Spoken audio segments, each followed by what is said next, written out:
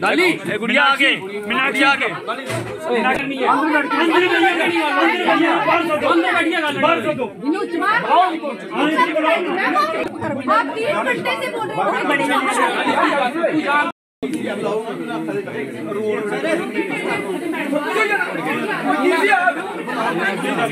Sir सुबह 5 बजे से लेकर डॉक्टर को सामने बुला रहे हैं।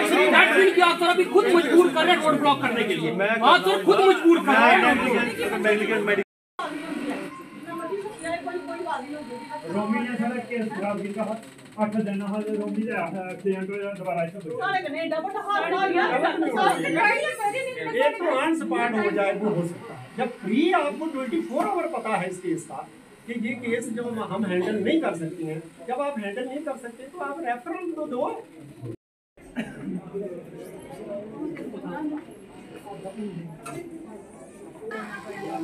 फिर आगे नहीं डिगदा हो बार-बार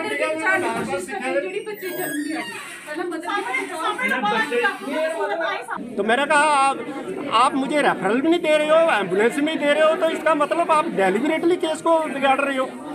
इसने कहा कि मैं नहीं ये सब कुछ कर सकती। मैंने कहा आप यहाँ इंचार्ज हो, आप कह रहे हो कि मैंने ऑपरेशन करना है और आपके पास कोई फैसिलिटी नहीं है। कल को अभी 2 मिनट के बाद अगर कोई पेशेंट कुछ आ जाएगा तो आप क्या करोगे? आपके पास ऐसा सिस्टम नेटवर्क होना चाहिए कि अगर आपके बस में नहीं है तो आप कनेक्ट करके दूसरे को उसका सपोर्ट ले सकते हो। आपकी चेन सिस्टम होता है, हायर अथॉरिटी उससे हो रही ताकि उनके बारे में बात करो ना कि इस तरह का केस है, सारे लोग घरों में सोए हुए हैं। तो उसके बाद क्या हुआ कि वो रात को इन्होंने 12 बजे ऑपरेशन कर दिया। 12 बजे ऑपरेशन करने के बाद इन्होंने कहा कि बच्चा ठीक नहीं है। अब क्या करें, बच्चा ठीक नहीं है, जो भी है जो सिस्टम इन्होंने पहले कह दिया कि वो शफी सेंटर नहीं है। फिर वहाँ पर गए, अब वहाँ पर अभी तक बच्चा वहीं पर है।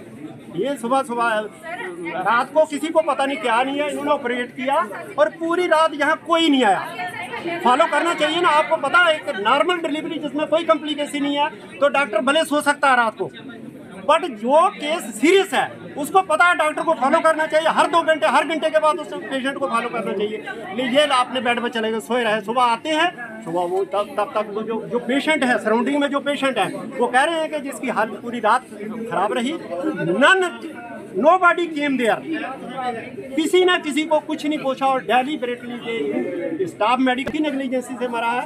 मैं तो कह रहा हूँ कि एडमिनिस्ट्रेशन फेलियर है, जहाँ डिस्ट्रिक्ट एडमिनिस्ट्रेशन, डीसी साहब, एसएसपी साहब, हायर अथॉरिटी, पैरामेडिकल स्टाफ जो है, इनकी पूरी जांच होनी चाहिए कि क्या कर रहे हैं। पब्लिक जो है वो कुछ नहीं पता, पब्लिक बेचारी गरीब मेरी तरह बाहर बैठी हुई है, जहाँ बंद है शटर, अंदर क्या हो रहा है, what is going inside, non is known. Patient की डेथ हुई है सुबह 7:30 बजे के करीब, 7:20 पे। तो सिजेरियन तो रात को हुआ था, पेशेंट तो ठीक थी, बिल्कुल स्टेबल थी। फिर उसके बाद पेशेंट को एम्बोलिज्म हुआ है, उसकी वजह से कन्वल्शंस और ये सब हुआ। तो सारी टीम इधर ही थी, इससे स्टेट करने की बड़ी कोशिश की, लेकिन हम दुख की बात ये है कि पेशेंट की डेथ हो गई है। मैम जैसे कि बताया गया कि डॉक्टर ने पहले देखा तो उन्होंने कुछ उसमें उन्होंने जो डॉक्टर ने बात की है, उन्होंने कहा कि बच्चा जो था उनका वो थोड़ा अल्ट्रासाउंड पे IUG आ रहा था, तो उसके लिए यहाँ पे फैसिलिटी नहीं है।